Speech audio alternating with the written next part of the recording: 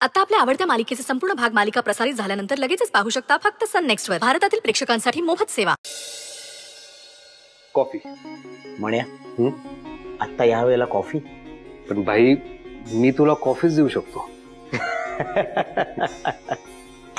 Cheers.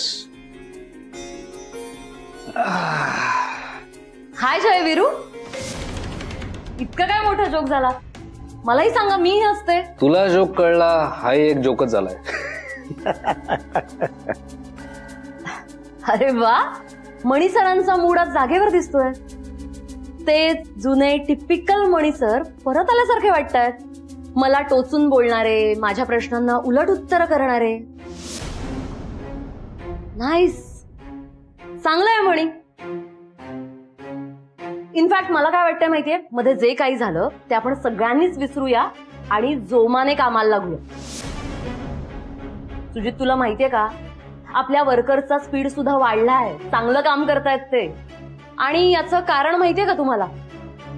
कारण आता काहीच डिस्ट्रॅक्शन नाहीये. संजीता, तू विषय काढलाच आहे म्हणून तुला सांगतो, आपल्या फॅक्टरीला मिळालेल्या काही ऑर्डर्स पैकी काही ऑर्डर्स आपण आउटसोर्स करतो. डिटेल्स तुला मणी सांगेलच. आउटसोर्स का सुजित? अरे आपल्याकडे पुरेसे वर्कर्स आहेत. आउटसोर्सिंगची काही गरज नाही आपल्याला. संचिता, हे मी तुला सांगतोय, सल्ला नाही मागत आहे. विचारल्यानंतर सल्ला द्यावा, हो ना? नाही, तसं नाही. माझं म्हणणं इतकंच आहे की आपल्याकडे वर्कर्स आहेत ना.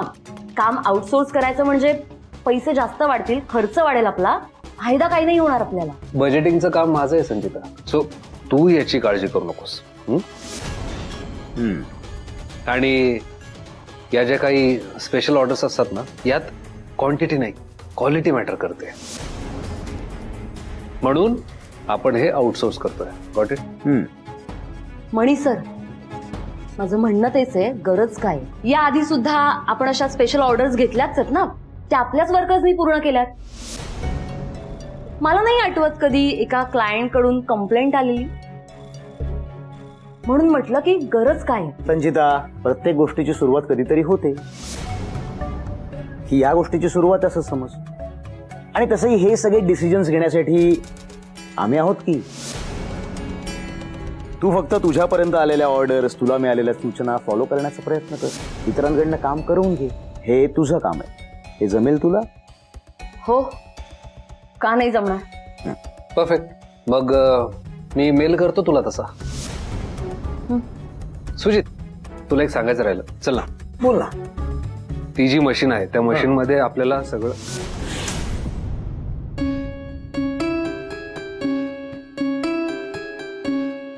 यांच्यात बट्टी झाली. पण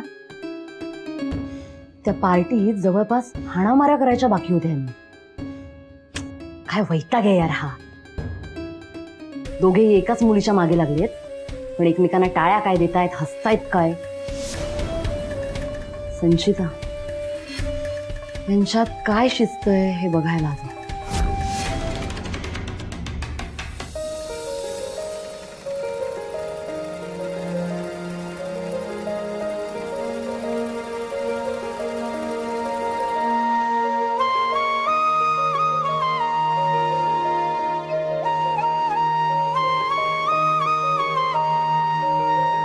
हे बघ,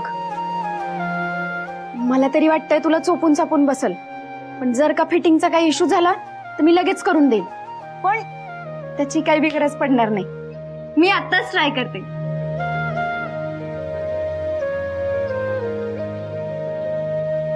अगं स्वानंदी, अगं फक्त 3 तासात किती मस्त ड्रेस शिवलास तू.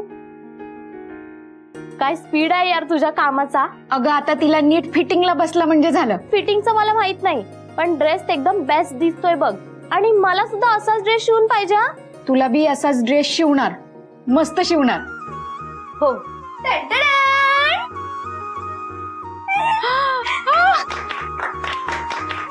या टाळ्या स्वानंदी तुझ्यासाठी होत्या. कशी दिसते मी?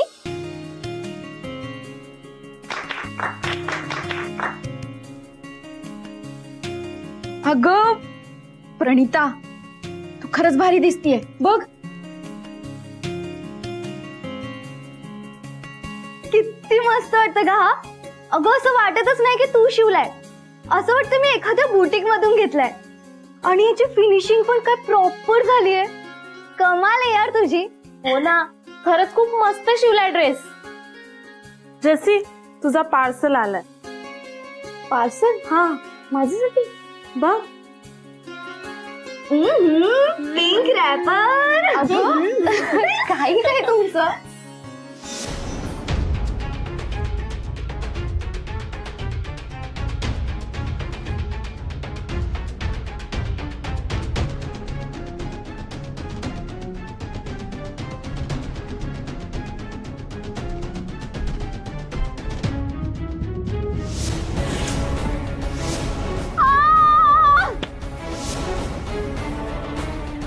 जेसी, काय झालं? का घाबरलीस एवढी? हो ना, आणि अशी का ओरडतेस? त्या बॉक्स मध्ये काय आहे? अगं कसलं पार्सल आहे ते? काही पार्सल बिर्सल नाहीये. हिचं झाला ना ड्रेस शूट. आता लई रात्र झालीये, मला आवरायचंय. तुम्ही निघा, चला झोपात, लई लेट झाले. अगं पण तुझे पैसे? ते उद्याला दे. काही घाई नाही मला. चला अगं, चला, पण चला, काही नाहीये. चला चला चला. अरे हो, थँक्यू. हा ठीक आहे, गुड नाईट.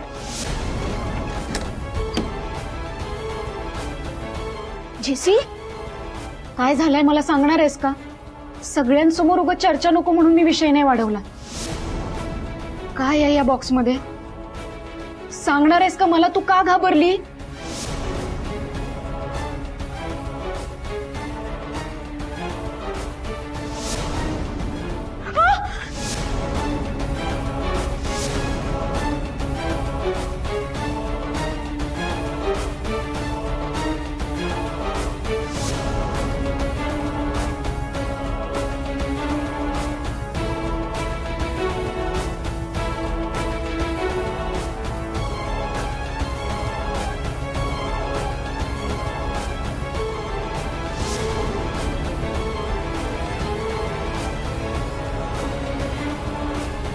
चुकीला माफी नाही. मिस जेसी, पत्रकार आहेस म्हणून लय उडायचं नाही. ताबडतोब माफीनामा लिहून द्यायचा. नाहीतर आता खोटं बोट आलंय बॉक्स मधून. पण पुढच्या वेळी तुझं खरं बोट यात असेल.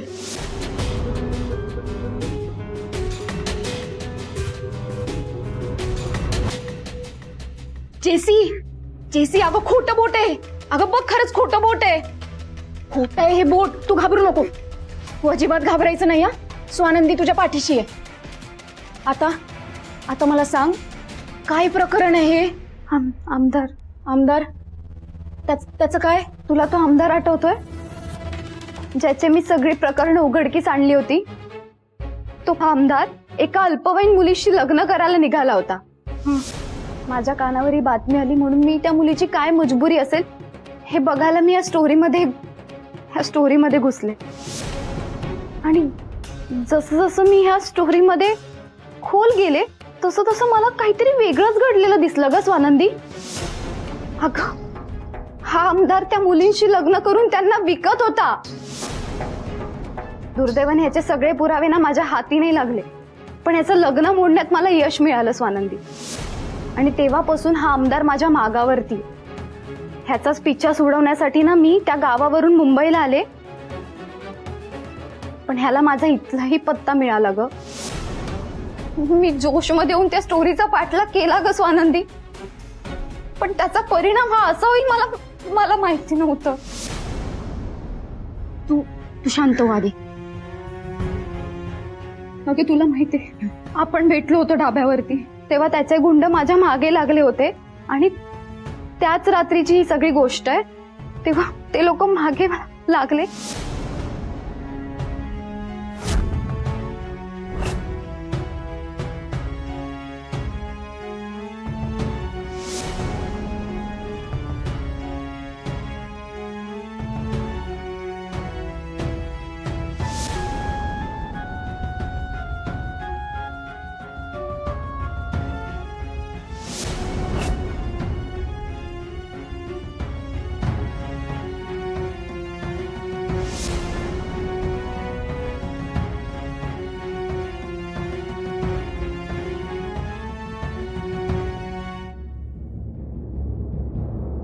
हे जगच उरफाट्याने यायचं आहे बघ. आपण जितकं भलं करायचा विचार करतो ना तितकाच आपल्या गळ्यात फास येतो. आता आमच्याच गावात बघ ना, आमच्या गावात एक मंगल नावाची मुलगी होती. ती लग्नाआधी गरोदर राहिली. ती गरोदर राहिली म्हणून अख्ख्या गावानं तिला वाळीत टाकलं.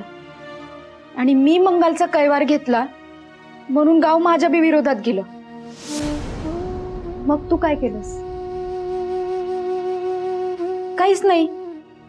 अगं म्हणजे माझी बाजू सत्याची होती ना, मग मी ठामपणे उभी राहिले आणि अख्ख्या गावाशी लढले. जेसी, तुझी बाजू बी सत्याची आहे ना, मग तू लढायचं आणि नढायचं सुद्धा. हा, मला सांग, त्या आमदाराला नेमकं काय हवंय? म्हणजे तो तुझ्याकडनं काही मागतोय की उगं तुला त्रास देतोय? काय म्हणणं असणार आहे त्याचं? तू वाचलंस ना त्या पत्रात काय लिहिलं ते? माफी माग हे म्हणणं आहे त्याचं. तो मुंबईत आलाय ना, आता मुंबईत स्वतःला प्रस्थापित करण्याचा प्रयत्न करतो म्हणून हा सगळा व्याप चाललाय त्याचा. पण हे प्रकरण माझ्या पाठोपाठ इथपर्यंत येईल असं मला नव्हतं वाटलं ग. मग आता तू काय करायचं ठरवलंयस?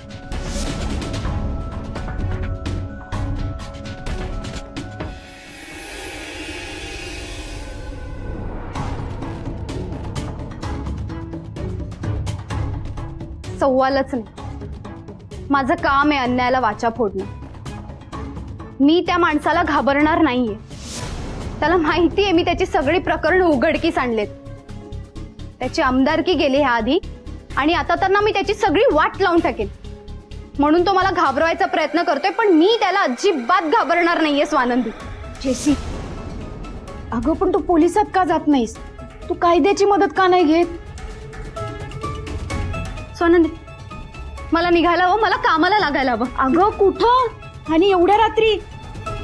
अगं स्वानंदी, या असल्या रात्रीच्या ना अंधारातच या नालायकांची कामं चालतात, कळलं तुला? मी निघते. जेसी, काळजी घे.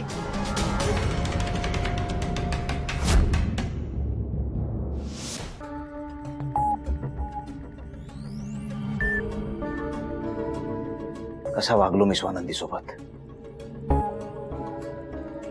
दारू पिऊन तमाशे घातले यार मी. काय वाटलं असेल स्वानंदीला?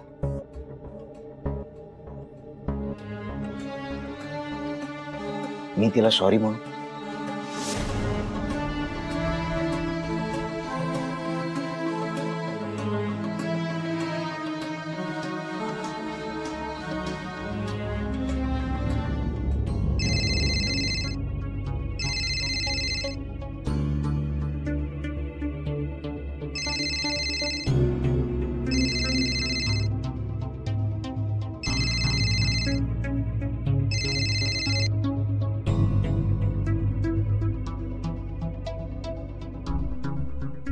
Hello hello, Sujit sir. Swanandi, Swanandi, तुला सॉरी म्हणायला फोन केलाय. प्लीज मला माफ करशील? एकदा प्लीज, शेवटचं. स्वानंदी, खरं तर मलाही कळत नाहीये की कुठल्या तोंडानं तुझी माफी मागू, पण प्लीज एकदा मला माफ कर ना, शेवटचं प्लीज. करशील? सुजित सर, खरं तर काय बोलू काय नाही बोलू काही बी सुचना झालंय. पण मला एवढा त्रास होतोय हा विचार करून मला कस तरी वाटतंय. अहो मी काय करू तुम्हीच सांगा. Please Swanandi, please. हे म्हणजे तू काही बोल, पण तू हे असं नको ना बोलूस. तू प्लीज मला असं लांब नको ना ढकलूस. मला ना होपलेस वाटायला लागतं. सगळे मार्ग बंद झाल्यासारखं वाटायला लागतं यार मला. प्लीज मला थोडं समजून घे. मी तुला प्रॉमिस करतो इथून पुढे माझ्याकडून तुला कसलाही त्रास नाही होणार. मी हवं तर 4 पावलं तुझ्यापासून दूर राहील, एका हाताच्या अंतरावर उभा राहील, पण प्लीज मला लांब नको ढकलूस तू.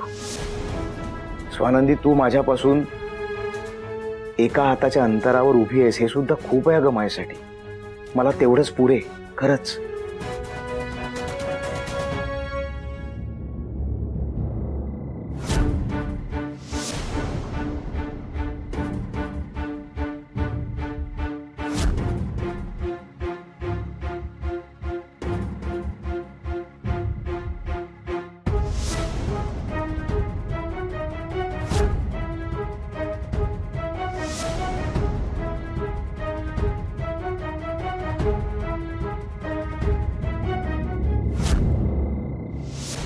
हो सुजित सर, हो असं बोलून तुम्ही मला असं नका ना करू, नका ना असं वागू. तुम्ही आधी स्वतःला सावरा. तोच प्रयत्न करतो यार मी, खरंच. पण तू जर मला लांब ढकललंस ना तर मी नाही सावरू शकणार स्वतःला स्वानंदी. तू माझ्या आजूबाजूला नसलीस ना की मी माझाच नसतो. मग मी स्वतःला सावरणार कसं?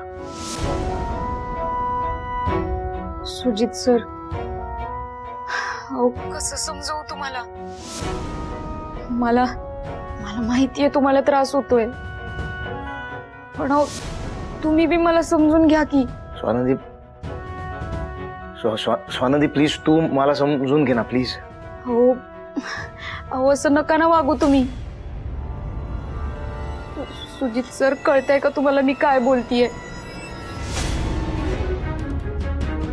प्लीज, मी खरंच तुझ्यापासून हवं तर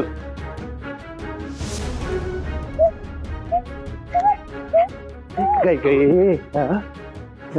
तुला एकदा सांगितलेलं कळत नाही का? स्वानंदी, आता कान उघडे ठेवून ऐक, समजलं ना? आमच्या आमदार साहेबांचा नाद सोडायचा, कळलं ना? स्वानंदी, ऐकतेस का तू?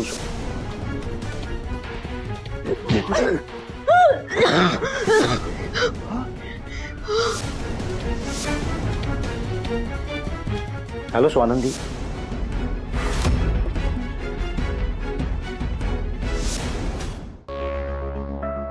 अरे काय, कुठे एवढ्या गाईत चाललायस? स्वानंदीकडे. आत्ता या वेळेला किती वाजलेत बघ? ते माहितीये मला, पण मला असं वाटतं की तिला गरज आहे आता माझी. काय झालं? अरे काही नाही, मी तिला फोन केला होता सॉरी म्हणायला. ती बोलत होती माझ्याबरोबर आणि बोलता बोलता अचानक गप्प झाली. म्हणजे फोन चालू होता, म्हणजे मला बाकीचे आवाज येत होते पण ती बोलत नव्हती. मला काहीतरी वेळ वाटतंय. हे बघ, मी तिथे आता जायला हवं असं मला वाटतंय. काय बोलणार सुजित? बरं तिने काय बोलावं अशी अपेक्षा तुझी?